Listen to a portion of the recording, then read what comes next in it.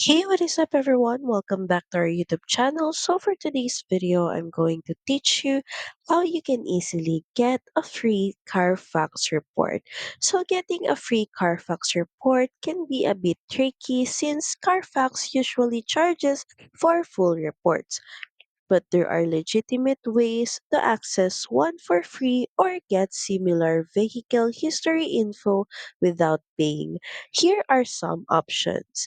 Many dealerships or private sellers provide a free Carfax report when selling a car to build trust.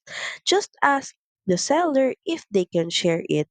Another way is to use websites that offer free Carfax reports. Some used car listing sites like Cars.com, AutoTrader, or Carfax.com itself offer free reports on certain vehicles listed for sale. If you find a car on those sites, you can often get a free report on that specific vehicle. Another way is look for free VIN check alternatives.